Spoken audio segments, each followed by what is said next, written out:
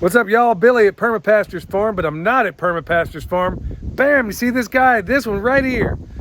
We're at the Hollar Homestead, and we're out here to see how Ben and Meg do their chickens. You've heard us talk about numerous times in the past about the chicken tractor on steroids and the wonderful compost it produces.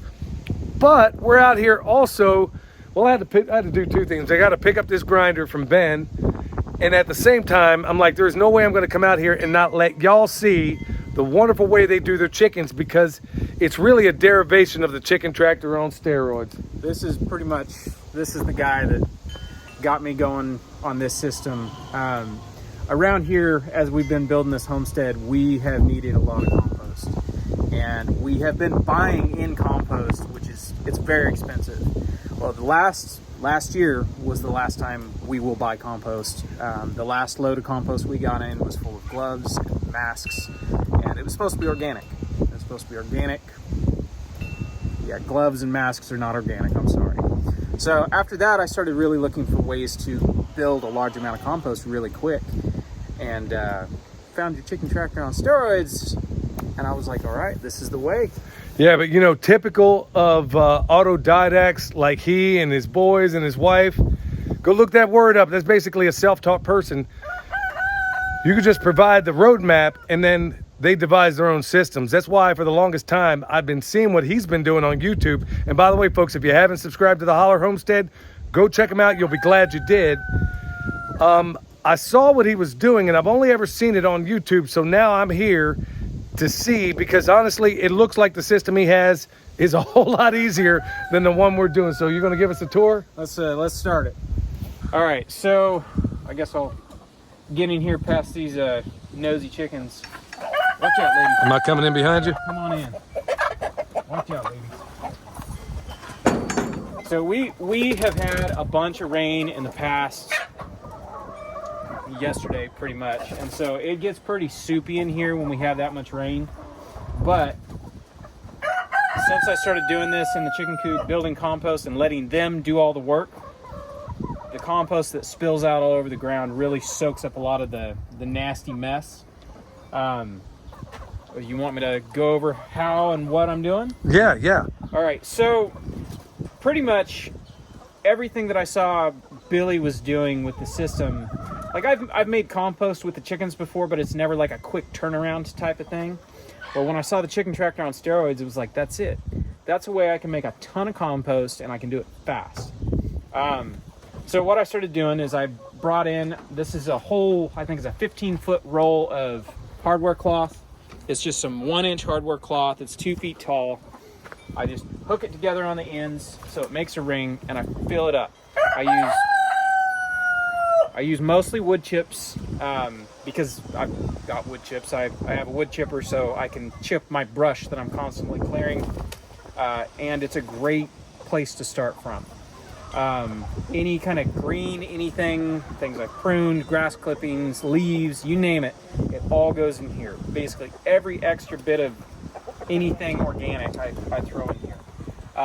Something else that's nice about having a pile, so it's kind of cooled down. We're at about 120 right now, which is perfect. When I built this pile, the day after I built it, it got up to 160, which is way too hot. But what I use it for is I've actually got some guts in there. I've got a couple dead animals in there that are currently breaking down and making for better compost. Well, something else that does is disposing of, like, anytime I butcher a pig, I'll put the offal in here, and as that breaks down, it makes for a really nice compost. I don't know if you've experienced the same thing. So what I'll do is I'll build a pile in here, and if it's summertime, it goes a little bit faster. I'll have more green matter and stuff like that, and so the pile really cooks. It really starts breaking down.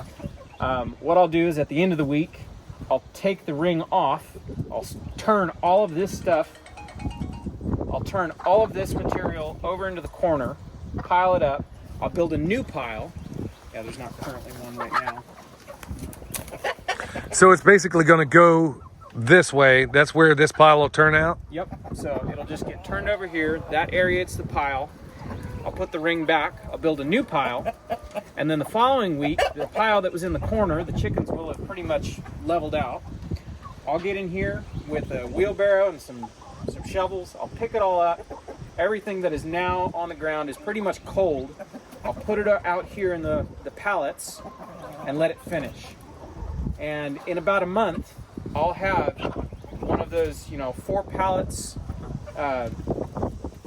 compost containers full of finished compost. Wow, so basically a cubic yard in a month, which is most people would expect to get that in a year, and you're getting it in a month. Yeah. And as long as I am in here building a pile every week, that system just continues to leapfrog. So at the end of every week, I have a pile that is finished. It can now go to the garden, it can go to the orchard, it can go anywhere I need it. All right, Ben, so you got all that compost over there, the rough stuff, and I am absolutely floored at what I'm looking at right now, because I was here last year when you were just really kind of exploiting this. Let's go take a look, man. Where's some of that stuff going? Okay, so most of it has been used in the previous orchard I showed you up in the woods. That's where most of it is getting focused, but there's new trees that we're putting in. We put wood chips on top, and then underneath is all the compost. If you dig down a little bit further, there's our cardboard. We were running out by the time we got to this tree, but this is where we're using the bulk of our compost, especially the rougher stuff like this that still looks kind of wood chippy. It's all going out here in this orchard. And this orchard looks absolutely fantastic. I can't wait to see it when it's vegetative, because when we came last year, you had a few trees going, but man, you've done a whole lot between that time and now. I think we've doubled since you've been here. Yeah, at least. In fact, you might have tripled, bro. I'm seeing a lot more, and I'm seeing nitrogen fixers mixed up in here too. Yeah, that's something else. Last time you were here, you were like, where's all your nitrogen fixers? I was like, oh, you're right. So as I've been able to find them, some of them I've dug up and moved, some of them I've actually purchased, but for the most part, because a lot of nitrogen fixers are trees that nobody wants, those are the trees I'm getting for free and just planting in here. You know what I find also impressive is this looks an awful lot like a permaculture orchard. And Ben, what do we got situated around these trees here? That looks an awful lot like a blueberry. That is a blueberry. We put in about 70 blueberries last year. When we got them, they were in about this state. They were flowered. A lot of them had fruit already. The amount of blueberries we got last year almost paid for the crop that we just put in. So this year, if everything produces fruit as much as we have flowers, this will probably start to pay for itself. So for 4 years, the location of this coop has actually been great. I'll take one of those electric nets and I'll give chickens access to this hillside right here. Usually this gets pretty weedy. It's just kind of no man's land. We're not really growing in it. We just let it do whatever it wants to do. Well, we'd put the chickens out here once the vegetation's, head high, and they tear it all down. They eat it all. Well, what happened is all of the organic matter, because we have always thrown everything we can in the coop, leaves, wood chips, just to keep the smell down and so they're not in mud. Well, what happens is as all of that starts working down this hill, it is all wound up down here where this greenhouse is. And so for 4 years, man, you can't believe the dirt that is at the bottom of this hill. I mean, it was about that deep.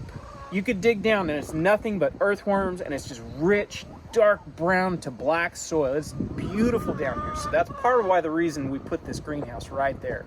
Here's the beauty about what Ben just said there, is that he's doing a lot of this stuff from initially from what seemed like common sense, right? Yeah.